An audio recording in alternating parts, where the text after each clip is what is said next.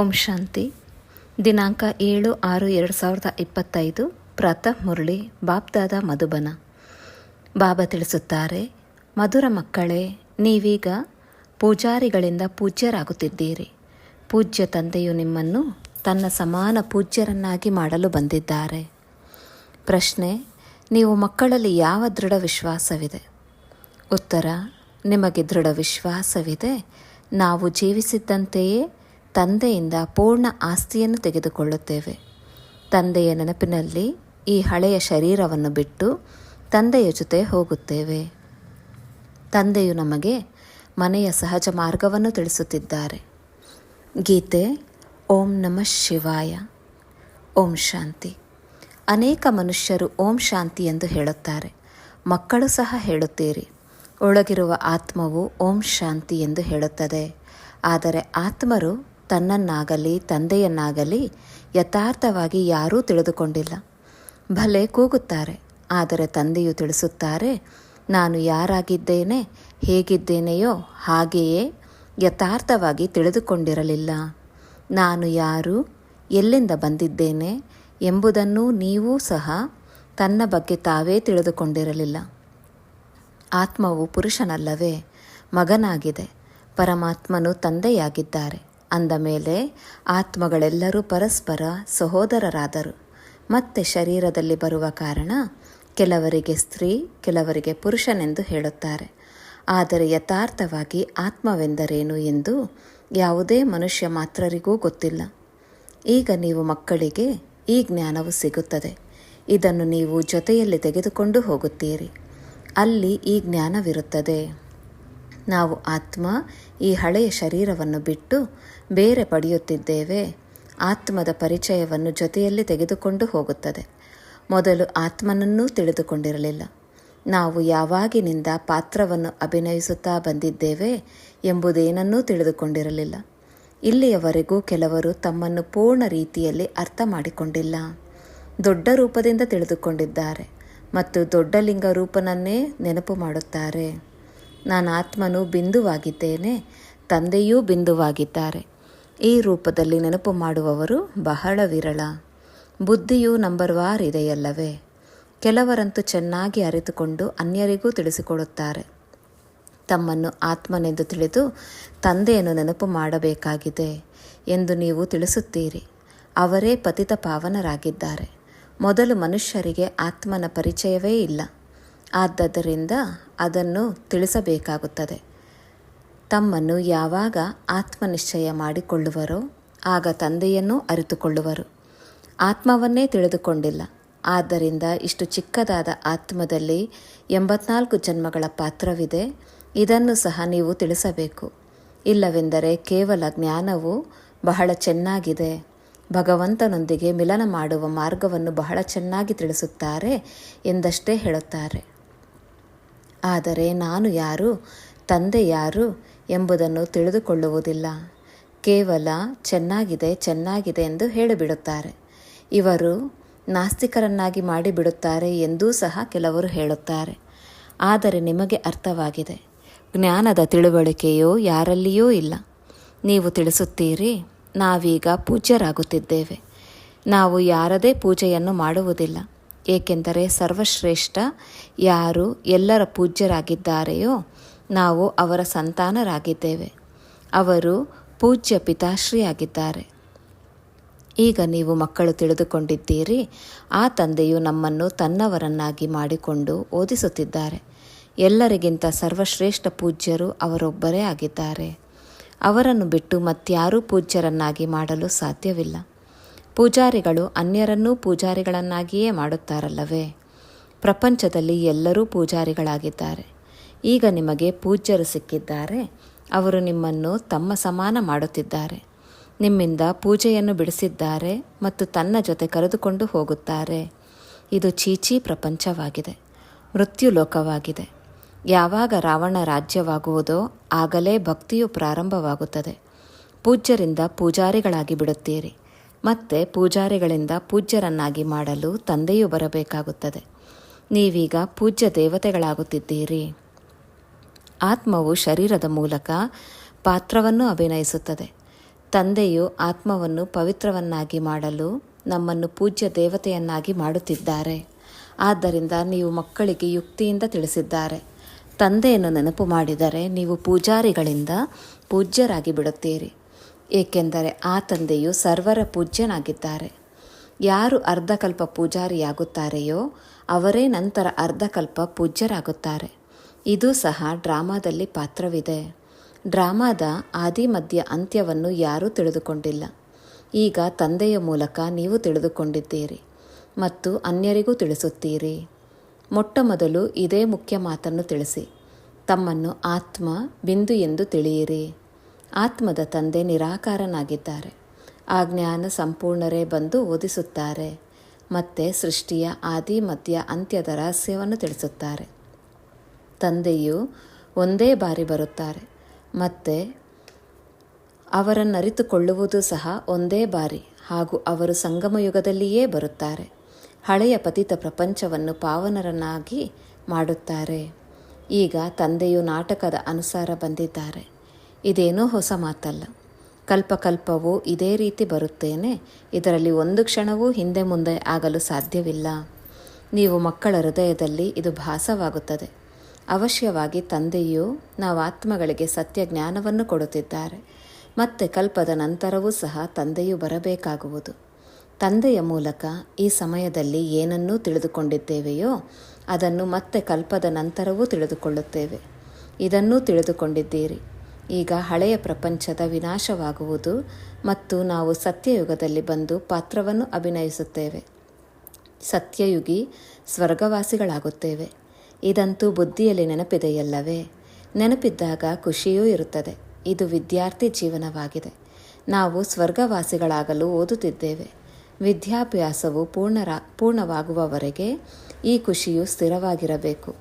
ತಂದೆಯು ತಿಳಿಸುತ್ತಲೇ ಇರುತ್ತಾರೆ, ಯಾವಾಗ ವಿನಾಶಕ್ಕಾಗಿ ಎಲ್ಲ ಸಾಮಗ್ರಿಗಳು ತಯಾರಾಗುವವೋ ಆಗ ನಿಮ್ಮ ವಿದ್ಯಾಭ್ಯಾಸವು ಮುಕ್ತಾಯವಾಗುವುದು. ಆಗ ಅವಶ್ಯವಾಗಿ ಬೆಂಕಿ ಬೀಳುವುದಿದೆ ಎಂದು ನಿಮಗೆ ಅರ್ಥವಾಗುತ್ತದೆ. ತಯಾರಿಗಳಂತೂ ಆಗುತ್ತಿರುತ್ತದೆಯಲ್ಲವೇ? ಪರಸ್ಪರ ಎಷ್ಟೊಂದು ದ್ವೇಷಿಗಳಾಗುತ್ತಾರೆ. 4 ಕಡೆ ಭಿನ್ನ ಭಿನ್ನ ಪ್ರಕಾರದ ಸೈನ್ಯಗಳಿವೆ. ಎಲ್ಲರೂ ಹೊಡೆದಾಡುವುದಕ್ಕಾಗಿ ತಯಾರಾಗುತ್ತಾ ಇರುತ್ತಾರೆ. ಯಾವುದಾದರೊಂದು ಇಂತಹ ತೊಡಕುಂಟು ಮಾಡುತ್ತಾರೆ. ಅದರಿಂದ ಅವಶ್ಯವಾಗಿ ಯುದ್ಧವಾಗುವುದು. ಕಲ್ಪದ ಹಿಂದಿನಂತೆ ವಿನಾಶವಂತೂ ಆಗಲೇಬೇಕಾಗಿದೆ. ನೀವು ಮಕ್ಕಳು ನೋಡುತ್ತೀರಿ. ಮೊದಲು ಸಹ ಮಕ್ಕಳು ನೋಡಿದ್ದೀರಿ. ಒಂದು ಕಿಡಿಯಿಂದ ಎಷ್ಟೊಂದು ಯುದ್ಧವಾಗಿತ್ತು. ಒಬ್ಬರು ಇನ್ನೊಬ್ಬರನ್ನು ಹೆದರಿಸುತ್ತಾ ಇರುತ್ತಾರೆ. ಈ ರೀತಿ ಮಾಡಿ, ಇಲ್ಲವಾದರೆ ನಾವು ಈ ಬಾಂಬನ್ನು ಹಾಕಿಬಿಡುತ್ತೇವೆ ಎಂದು. ಮೃತ್ಯುವು ಸನ್ಮುಖದಲ್ಲಿ ಬಂದಾಗ ಅವರು ಆ ಕೆಲಸವನ್ನು ಮಾಡದೇ ಇರಲು ಸಾಧ್ಯವೇ ಆಗುವುದಿಲ್ಲ. ಮೊದಲು ಸಹ ಯುದ್ಧವಾಗಿತ್ತು. ಆಗ ಬಾಂಬುಗಳನ್ನು ಹಾಕಿದ್ದರು. ವಿಧಿಯಲ್ಲವೇ? ಈಗಂತೂ ಸಾವಿರಾರು ಬಾಂಬುಗಳಿವೆ. ನೀವು ಮಕ್ಕಳು ಇದನ್ನು ಅವಶ್ಯವಾಗಿ ತಿಳಿಸಬೇಕು. ಈಗ ಎಲ್ಲರನ್ನೂ ಹಿಂತಿರುಗಿ ಕರೆದುಕೊಂಡು ಹೋಗಲು ತಂದೆಯೇ ಬಂದಿದ್ದಾರೆ. ಹೇ ಪತಿತ ಪಾವನ, ಬನ್ನಿ, ಈ ಚೀಚಿ ಪ್ರಪಂಚದಿಂದ ಪಾವನ ಪ್ರಪಂಚಕ್ಕೆ ಕರೆದುಕೊಂಡು ಹೋಗಿ ಎಂದು ಎಲ್ಲರೂ ಕೂಗುತ್ತಿದ್ದಾರೆ. ನೀವು ಮಕ್ಕಳು ತಿಳಿದುಕೊಂಡಿದ್ದೀರಿ. ಪಾವನ ಪ್ರಪಂಚಗಳು 2 ಇವೆ, ಮುಕ್ತಿ ಮತ್ತು ಜೀವನ್ಮುಕ್ತಿ. ಎಲ್ಲ ಆತ್ಮಗಳು ಪವಿತ್ರರಾಗಿ ಮುಕ್ತಿಧಾಮಕ್ಕೆ ಹೊರಟು ಹೋಗುತ್ತಾರೆ. ಈ ದುಃಖಧಾಮದ ವಿನಾಶವಾಗುತ್ತದೆ. ಇದಕ್ಕೆ ಮೃತ್ಯುಲೋಕವೆಂದು ಹೇಳುತ್ತಾರೆ. ಮೊದಲು ಅಮರಲೋಕವಾಗಿತ್ತು. ಚಕ್ರವನ್ನು ಸುತ್ತುತ್ತಾ ಹೇಗೆ ಮೃತ್ಯು ಲೋಕದಲ್ಲಿ ಬಂದಿದ್ದೇವೆ, ಮತ್ತೆ ಅಮರಲೋಕದ ಸ್ಥಾಪನೆಯಾಗುತ್ತದೆ. ಅಲ್ಲಿ ಯಾವುದೇ ಅಕಾಲ ಮೃತ್ಯು ಇರುವುದಿಲ್ಲ. ಆದ್ದರಿಂದ ಅದಕ್ಕೆ ಅಮರಲೋಕವೆಂದು ಹೇಳಲಾಗುತ್ತದೆ. ಶಾಸ್ತ್ರಗಳಲ್ಲಿಯೂ ಈ ಅಕ್ಷರವಿದೆ, ಆದರೆ ಯಥಾರ್ಥ ರೀತಿಯಿಂದ ಯಾರೂ ತಿಳಿದುಕೊಂಡಿಲ್ಲ. ಇದನ್ನು ಸಹ ನೀವೇ ತಿಳಿದುಕೊಂಡಿದ್ದೀರಿ. ತಂದೆಯು ಬಂದಿದ್ದಾರೆಂದರೆ ಮೃತ್ಯುಲೋಕದ ವಿನಾಶವು ಖಂಡಿತ ಆಗಲೇಬೇಕಾಗಿದೆ. ಇದು 100% ನಿಶ್ಚಿತವಾಗಿದೆ.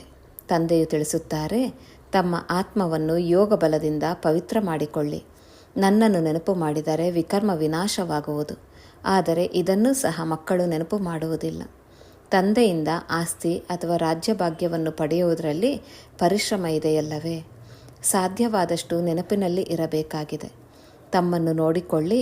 ಎಷ್ಟು ಸಮಯ ನೆನಪಿನಲ್ಲಿ ಇರುತ್ತೇವೆ ಮತ್ತು ಎಷ್ಟು ಜನರಿಗೆ ನೆನಪು ತರಿಸುತ್ತೇನೆ. ಮನ್ಮನಾಭವ, ಇದಕ್ಕೆ ಮಂತ್ರವೆಂದೂ ಹೇಳಲಾಗುವುದಿಲ್ಲ. ಇದು ತಂದೆಯ ನೆನಪಾಗಿದೆ. ದೇಹಾಭಿಮಾನವನ್ನು ಬಿಡಬೇಕಾಗಿದೆ. ನೀವು ಆತ್ಮರಾಗಿದ್ದೀರಿ. ಇದು ನಿಮ್ಮ ರಥ. ಶರೀರ ಇದು ನಿಮ್ಮ ರಥವಾಗಿದೆ. ಇದರಿಂದ ನೀವು ಎಷ್ಟೊಂದು ಕೆಲಸ ಮಾಡುತ್ತೀರಿ. ಸತ್ಯಯುಗದಲ್ಲಿ ನೀವು ದೇವಿ ದೇವತೆಗಳಾಗಿ ಹೇಗೆ ರಾಜ್ಯ ಮಾಡುತ್ತೀರಿ ಎಂಬ ಅನುಭವವನ್ನು ನೀವು ಮಾಡುತ್ತೀರಿ. ಆ ಸಮಯದಲ್ಲಿ ನೀವು ಸಂಪೂರ್ಣ ಆತ್ಮಾಭಿಮಾನಿಗಳಾಗಿರುತ್ತೀರಿ. ಈ ಶರೀರಕ್ಕೆ ವಯಸ್ಸಾಗಿದೆ, ಆದ್ದರಿಂದ ಇದನ್ನು ಬಿಟ್ಟು ಹೊಸದನ್ನು ತೆಗೆದುಕೊಳ್ಳುತ್ತೇನೆ ಎಂದು ಆತ್ಮವು ಹೇಳುತ್ತದೆ. ದುಃಖದ ಮಾತೇ ಇರುವುದಿಲ್ಲ. ಇಲ್ಲಂತೂ ಶರೀರವು ಬಿಟ್ಟು ಹೋಗಬಾರದೆಂದು ವೈದ್ಯರು ಔಷಧಿಗಳನ್ನು ಕೊಟ್ಟು ಎಷ್ಟು ಪರಿಶ್ರಮ ಪಡುತ್ತಾರೆ. ಮಕ್ಕಳಿಗೆ ಕಾಯಿಲೆ ಇತ್ಯಾದಿಗಳಲ್ಲಿಯೂ ಹಳೆಯ ಶರೀರದಿಂದ ಎಂದೂ ಬೇಸರ ಉಂಟಾಗಬಾರದು. ಏಕೆಂದರೆ ನಿಮಗೆ ಅರ್ಥವಾಗಿದೆ, ಈ ಶರೀರದಲ್ಲಿ ಇದ್ದಂತೆಯೇ ತಂದೆಯಿಂದ ಆಸ್ತಿಯನ್ನು ತೆಗೆದುಕೊಳ್ಳಬೇಕಾಗಿದೆ. ಶಿವ ತಂದೆಯ ನೆನಪಿನಿಂದಲೇ ಪವಿತ್ರರಾಗಿ ಬಿಡುತ್ತೀರಿ. ಇದು ಪರಿಶ್ರಮವಾಗಿದೆ. ಆದರೆ ಮೊದಲು ಆತ್ಮವನ್ನು ಅರಿಯಬೇಕಾಗಿದೆ. ಮುಖ್ಯವಾಗಿ ನಿಮ್ಮದು ನೆನಪಿನ ಯಾತ್ರೆಯಾಗಿದೆ. ನೆನಪಿನಲ್ಲಿ ಇರುತ್ತಾ ಇರುತ್ತಾ ನಾವು ಮೂಲವತನಕ್ಕೆ ಹೊರಟು ಹೋಗುತ್ತೇವೆ. ನಾವು ಅಲ್ಲಿನ ನಿವಾಸಿಗಳಾಗಿದ್ದೇವೆ. ಅದೇ ನಮ್ಮ ಶಾಂತಿಧಾಮವಾಗಿದೆ. ಶಾಂತಿಧಾಮ ಸುಖಧಾಮವನ್ನು ನಾವೇ ತಿಳಿದುಕೊಂಡಿದ್ದೇವೆ ಮತ್ತು ನೆನಪು ಮಾಡುತ್ತೇವೆ, ಮತ್ಯಾರಿಗೂ ತಿಳಿದಿಲ್ಲ. ಯಾರು ಕಲ್ಪದ ಹಿಂದೆ ತಂದೆಯಿಂದ ಆಸ್ತಿಯನ್ನು ಪಡೆದಿದ್ದರೋ ಅವರೇ ಪಡೆಯುತ್ತಾರೆ. ಮುಖ್ಯವಾದುದು ನೆನಪಿನ ಯಾತ್ರೆ. ಭಕ್ತಿ ಮಾರ್ಗದ ಯಾತ್ರೆಗಳೆಲ್ಲವೂ ಈಗ ಸಮಾಪ್ತಿಯಾಗಲಿದೆ. ಭಕ್ತಿ ಮಾರ್ಗವೇ ಸಮಾಪ್ತಿಯಾಗುವುದು. ಭಕ್ತಿ ಮಾರ್ಗವೆಂದರೇನು? ಜ್ಞಾನವಿಲ್ಲದೆ ಇದ್ದಾಗ ಇದು ಅರ್ಥವಾಗುತ್ತದೆ. ಭಕ್ತಿಯಿಂದಲೇ ಭಗವಂತನು ಸಿಗುತ್ತಾರೆಂದು ಹೇಳುತ್ತಾರೆ. ಭಕ್ತಿಯ ಫಲವಾಗಿ ಏನನ್ನು ಕೊಡುತ್ತಾರೆ ಎಂಬುದನ್ನು ತಿಳಿದಿಲ್ಲ. ಈಗ ನೀವು ತಿಳಿದುಕೊಂಡಿದ್ದೀರಿ. ತಂದೆಯು ಮಕ್ಕಳಿಗೆ ಅವಶ್ಯವಾಗಿ ಸ್ವರ್ಗದ ರಾಜಧಾನಿಯ ಆಸ್ತಿಯನ್ನು ಕೊಡುತ್ತಾರೆ. ಎಲ್ಲರಿಗೂ ಆಸ್ತಿಯು ಸಿಕ್ಕಿತು. ಯಥಾ ರಾಜ ರಾಣಿ ತಥಾ ಪ್ರಜಾ ಎಲ್ಲರೂ ಸ್ವರ್ಗವಾಸಿಗಳಾಗಿದ್ದಾರೆ. ಎಲ್ಲರೂ ಸ್ವರ್ಗವಾಸಿಗಳಾಗಿರುತ್ತಾರೆ. ತಂದೆಯು ತಿಳಿಸುತ್ತಾರೆ, 5,000 ವರ್ಷಗಳ ಮೊದಲು ಸಹ ನಿಮ್ಮನ್ನು ಸ್ವರ್ಗವಾಸಿಗಳನ್ನಾಗಿ ಮಾಡಿದ್ದೆನು. ಈಗ ಪುನಃ ಮಾಡುತ್ತೇನೆ. ನಂತರ ನೀವು ಇದೇ ರೀತಿ 84 ಜನ್ಮಗಳನ್ನು ತೆಗೆದುಕೊಳ್ಳುತ್ತೀರಿ. ಇದು ಬುದ್ಧಿಯಲ್ಲಿ ನೆನಪಿರಬೇಕು, ಮರೆಯಬಾರದು. ಸೃಷ್ಟಿಯ ಆದಿ ಮಧ್ಯ ಅಂತ್ಯದ ಯಾವ ಜ್ಞಾನವು ತಂದೆಯ ಬಳಿ ಇರುತ್ತದೆಯೋ ಅದು ಮಕ್ಕಳ ಬುದ್ಧಿಯಲ್ಲಿ ಹನಿಯುತ್ತಿರುತ್ತದೆ. ನಾವು ಹೇಗೆ 84 ಜನ್ಮಗಳನ್ನು ತೆಗೆದುಕೊಳ್ಳುತ್ತೇನೆ, ಈಗ ಮತ್ತೆ ತಂದೆಯಿಂದ ಆಸ್ತಿಯನ್ನು ಹೇಗೆ ತೆಗೆದುಕೊಳ್ಳುತ್ತೇವೆ. ಅನೇಕ ಬಾರಿ ತಂದೆಯಿಂದ ಆಸ್ತಿಯನ್ನು ಪಡೆದಿದ್ದೇವೆ. ತಂದೆಯು ತಿಳಿಸುತ್ತಾರೆ, ಹೇಗೆ ತೆಗೆದುಕೊಂಡಿದ್ದೀರೋ ಅದೇ ರೀತಿ ಪುನಃ ತೆಗೆದುಕೊಳ್ಳಿ. ತಂದೆಯು ಎಲ್ಲರಿಗೆ ಓದಿಸುತ್ತಾರೆ. ದೈವಿ ಗುಣಗಳನ್ನು ಧಾರಣೆ ಮಾಡಲು ಸಲಹೆಯೂ ಸಿಗುತ್ತಿರುತ್ತದೆ. ತಮ್ಮ ಪರಿಶೀಲನೆ ಮಾಡಿಕೊಳ್ಳಲು ಸಾಕ್ಷಿಯಾಗಿ ನೋಡಬೇಕು. ನಾನು ಎಲ್ಲಿಯವರೆಗೆ ಪುರುಷಾರ್ಥ ಮಾಡಿದ್ದೇನೆ. ನಾವಂತೂ ಬಹಳ ಚೆನ್ನಾಗಿ ಪುರುಷಾರ್ಥ ಮಾಡುತ್ತೇವೆ ಎಂದು ಕೆಲವರು ತಿಳಿದಿರುತ್ತಾರೆ. ಪ್ರದರ್ಶಿನಿ ಇತ್ಯಾದಿಯ ವ್ಯವಸ್ಥೆ ಮಾಡುತ್ತಿರುತ್ತೇವೆ. ಆಗಲಾದರೂ ಭಗವಂತ ತಂದೆಯು ಬಂದಿದ್ದಾರೆಂದು ಮನುಷ್ಯರಿಗೆ ತಿಳಿಯಲಿ. ಬಡಪಾಯಿ ಮನುಷ್ಯರೆಲ್ಲರೂ ಘೋರ ನಿದ್ರೆಯಲ್ಲಿ ಇದ್ದಾರೆ. ಜ್ಞಾನ ಯಾರಿಗೂ ತಿಳಿಯದೇ ಇರುವುದರಿಂದ ಅವಶ್ಯವಾಗಿ ಭಕ್ತಿಯನ್ನೇ ಶ್ರೇಷ್ಠವೆಂದು ತಿಳಿಯುತ್ತಾರೆ. ಮೊದಲು ನಿಮ್ಮಲ್ಲೂ ಸಹ ಜ್ಞಾನವಿರಲಿಲ್ಲ. ಈಗ ನಿಮಗೆ ತಿಳಿದಿದೆ. ಜ್ಞಾನಸಾಗರ ತಂದೆಯೇ ಅವರೇ ಭಕ್ತಿಯ ಫಲವನ್ನು ಕೊಡುತ್ತಾರೆ. ಯಾರು ಹೆಚ್ಚು ಭಕ್ತಿಯನ್ನು ಮಾಡುತ್ತಾರೆಯೋ ಅವರಿಗೆ ಹೆಚ್ಚು ಫಲವು ಸಿಗುವುದು. ಯಾರು ಹೆಚ್ಚು ಭಕ್ತಿಯನ್ನು ಮಾಡಿದ್ದಾರೆಯೋ ಅವರಿಗೆ ಹೆಚ್ಚು ಫಲವು ಸಿಗುವುದು. ಶ್ರೇಷ್ಠ ಪದವಿಯನ್ನು ಪಡೆಯುವುದಕ್ಕಾಗಿ ಅವರೇ ಓದಿಸುತ್ತಾರೆ. ಇವೆಲ್ಲ ಎಷ್ಟು ಮಧುರಾತಿ ಮಧುರ ಮಾತುಗಳಾಗಿವೆ. ವೃದ್ಧೆಯರಿಗೂ ಸಹ ಬಹಳ ಸಹಜವಾಗಿ ತಿಳಿಸಿಕೊಡುತ್ತಾರೆ. ತಮ್ಮನ್ನು ಆತ್ಮನೆಂದು ತಿಳಿದು ತಂದೆಯನ್ನು ನೆನಪು ಮಾಡಿ. ಶ್ರೇಷ್ಠಾತಿ ಶ್ರೇಷ್ಠ ಭಗವಂತನು ಶಿವನಾಗಿದ್ದಾರೆ. ಶಿವ ಪರಮಾತ್ಮಾಯ ನಮಃ ಎಂದು ಹೇಳಲಾಗುತ್ತದೆ. ಈಗ ಅವರೇ ತಿಳಿಸುತ್ತಾರೆ, ನನ್ನೊಬ್ಬನನ್ನೇ ನೆನಪು ಮಾಡುವುದರಿಂದ ನಿಮ್ಮ ವಿಕರ್ಮಗಳು ವಿನಾಶವಾಗುವುದು. ಮತ್ಯಾವುದೇ ಕಷ್ಟವನ್ನು ಕೊಡುವುದಿಲ್ಲ. ಮುಂದೆ ಹೋಗುತ್ತಾ ಶಿವತಂದೆಯನ್ನೇ ನೆನಪು ಮಾಡಲು ತೊಡಗುತ್ತಾರೆ. ಆಸ್ತಿಯನ್ನಂತೂ ಪಡೆಯಬೇಕಾಗಿದೆ. ಜೀವಿಸಿದ್ದಂತೆಯೇ ಆಸ್ತಿಯನ್ನು ಪಡೆಯುತ್ತಾರೆ. ಶಿವಬಾಬನ ನೆನಪಿನಲ್ಲಿ ಶರೀರವನ್ನು ಬಿಟ್ಟರೆ ಅವರು ಮತ್ತೆ ಅದೇ ಸಂಸ್ಕಾರವನ್ನು ತೆಗೆದುಕೊಂಡು ಹೋಗುತ್ತಾರೆ. ಸ್ವರ್ಗದಲ್ಲಿ ಅವಶ್ಯವಾಗಿ ಬರುತ್ತಾರೆ. ಆದರೆ ಎಷ್ಟು ಯೋಗವೋ ಅಷ್ಟು ಫಲವು ಸಿಗುವುದು. ಮೂಲ ಮಾತಾಗಿದೆ. ನಡೆದಾಡುತ್ತಾ ತಿರುಗಾಡುತ್ತಾ ಎಷ್ಟು ಸಾಧ್ಯವೋ ಅಷ್ಟು ನೆನಪಿನಲ್ಲಿ ಇರಬೇಕಾಗಿದೆ. ತಮ್ಮ ತಲೆ ಮೇಲಿರುವ ಪಾಪದ ಹೊರೆಯನ್ನು ಇಳಿಸಿಕೊಳ್ಳಬೇಕಾಗಿದೆ. ಇದಕ್ಕಾಗಿ ಕೇವಲ ನೆನಪು ಮಾಡಬೇಕು ಅಷ್ಟೇ.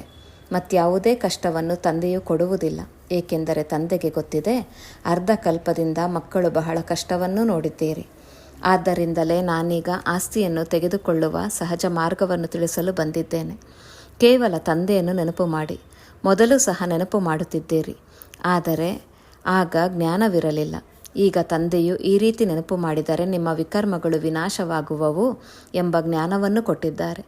ಭಲೆ ಶಿವನ ಭಕ್ತಿಯನ್ನು ಪ್ರಪಂಚದಲ್ಲಿ ಬಹಳಷ್ಟು ಮಾಡುತ್ತಾರೆ, ಆದರೆ ಪರಿಚಯರಹಿತರಾಗಿರುತ್ತಾರೆ.